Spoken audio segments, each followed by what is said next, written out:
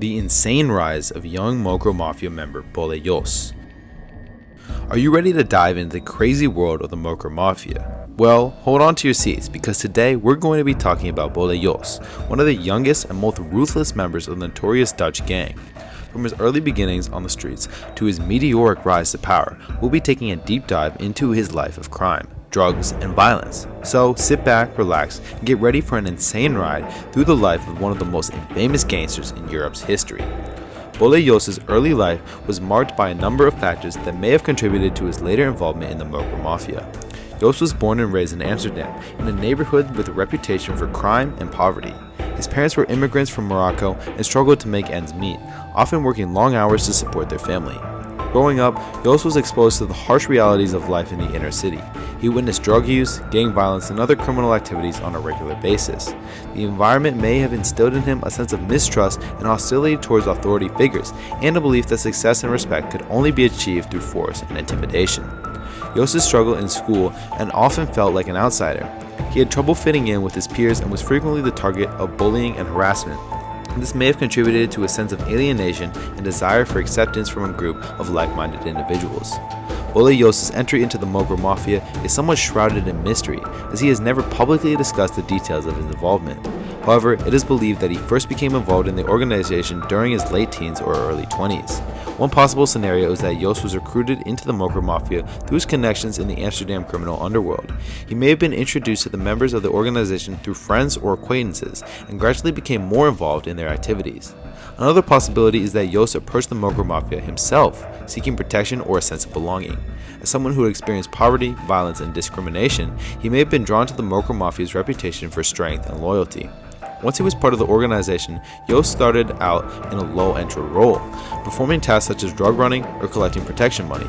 Over time, he may have demonstrated his loyalties and abilities to carry out orders, earning the trust and respect of his superiors. Regardless of how he first became involved, it is clear that Bolle Jos went on to become one of the Mocro Maffia's most influential members, playing a key role in the organization's rise to power. Bolle Jos's rise to power within the Mocro Maffia was a gradual process that took place over several years. As he proved himself to be a loyal and capable member of the organization, he was given increasingly important tasks and responsibilities.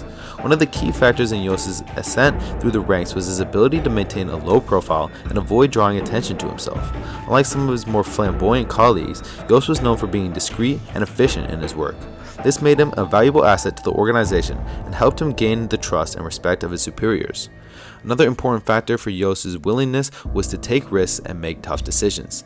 He was known for being fearless in the face of danger and was not afraid to use violence or intimidation to achieve his goals.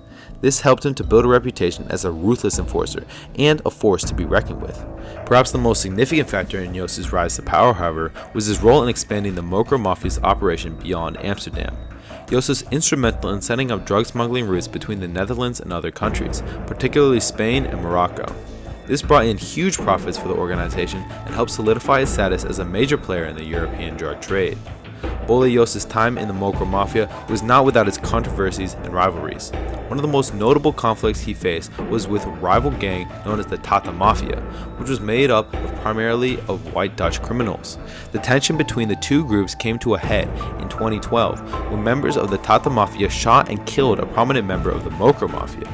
Bolle Jos and his associates retaliated by launching a series of violent attacks on members of the Tata Mafia, sparking a wave of gang violence in Amsterdam. Jos also faced internal conflicts with the Mocro Maffia. In 2014, he was arrested and charged with ordering the murder of a rival gang member. Some members of the organization saw this as a reckless move that could draw unwanted attention from law enforcement, while others saw it as a necessary show of strength. Despite these controversies, Jos was able to maintain his position within the Mocro Maffia and continue to exert significant influence over the organization. He was known for his ability to navigate complex power dynamics and keep his cool under pressure, qualities that helped him to survive and thrive in the dangerous world of organized crime. As a key member of the Mocro Maffia, Bolle Jos was involved in a wide range of criminal activities, many of which were highly lucrative. One of the primary sources of income for the organization was drug trafficking, with Jos playing a key role in setting up smuggling routes between the Netherlands and other countries in Europe and North Africa.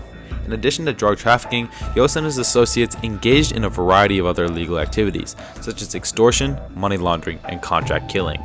They would often target businesses in Amsterdam's red light districts, demanding protection money in exchange for not causing trouble. They also laundered money through legitimate businesses and real estate investments, making it difficult for law enforcement to track their activities. Jos was known for his ability to think strategically and stay one step ahead of law enforcement. For example, he was known to use encrypted communication tools and employ lookouts to avoid detection during drug transactions.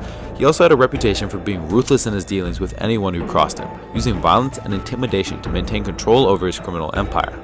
Bolle Jos had several run-ins with law enforcement over the course of his criminal career, and he was ultimately brought down by a combination of his own mistakes and increased scrutiny from law enforcement agencies. In 2014, Jos was arrested and charged with ordering the murder of a rival gang member. He was eventually convicted and sentenced to life in prison, along with several other members of the Mocro Maffia who were involved in the plot. This was not the first time that Jos had been in trouble with the law. In 2010, he was arrested for his involvement in a large-scale drug trafficking operation, but was ultimately released due to lack of evidence. He also had several other brushes with the law over the years, including arrests for assault and weapon offenses. Despite his reputation as a skilled criminal mastermind, Jos was ultimately unable to evade the long arm of the law.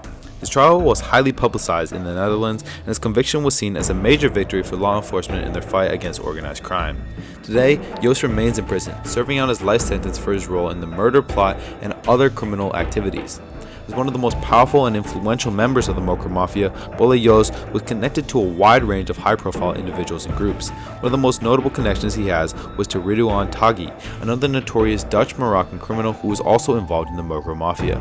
Taghi and Jos were known to have worked closely together on various criminal activities, and their partnership was seen as a major factor in the rise of the Mocro Maffia in the Netherlands. However, the relationship soured in later years, and they reportedly became bitter rivals before Taghi's arrest in 2019. Jos was also known to have connections to corrupt officials within the Dutch government and law enforcement agencies. These officials were allegedly paid off by Jos and other members of the Mocro Maffia in exchange for information and other forms of assistance. Despite his many connections, Jos was ultimately unable to avoid prosecution for his criminal activities. Bolle Jos has not officially retired from the Mocro Maffia, as he is currently serving a life sentence in prison for his involvement in a murder plot and other criminal activities. However, his arrest and imprisonment marked the end of his reign as one of the most powerful figures in the Dutch criminal underworld. Since being incarcerated, Jos has largely remained out of the public eye. There have been occasional reports of his activities while in prison, including allegations that he has continued to exert influence over the Mocro Maffia from behind bars. However, these reports are difficult to verify, and it's unclear what level of involvement he currently has in the organization. For many in the Netherlands, the downfall of Bolle Jos represents a major victory in the fight against organized crime. It's hoped that his conviction will serve as a deterrent to others who may be tempted to engage in similar activities, and that will help to weaken the grip of the Mocro Maffia and other criminal organizations in the country. Bolle Jos was one of the most notorious and influential figures in the Mocro Maffia, and his impact on the Dutch criminal underworld cannot be overstated. His rise to power and eventual downfall served as a cautionary tale for those who would seek to engage in organized crime, and his legacy continues to be felt in the Netherlands and beyond. In the wake of his arrest and imprisonment, there were reports that the Mocro Maffia had been significantly weakened, and that Jos's absence had created a power vacuum within the organization. However, it's unclear whether this has led to a significant reduction in the group's activities, and many experts believe that the Mocro Maffia continues to be a major player in the Dutch criminal underworld. Jos's story has also been the subject of numerous media depictions, including books, films, and documentaries. That's it for today's video on the insane rise of young Mocro Maffia member Bolle Jos. If you enjoyed this video, don't forget to hit that like button and subscribe for more fascinating stories from around the world. Thanks for watching.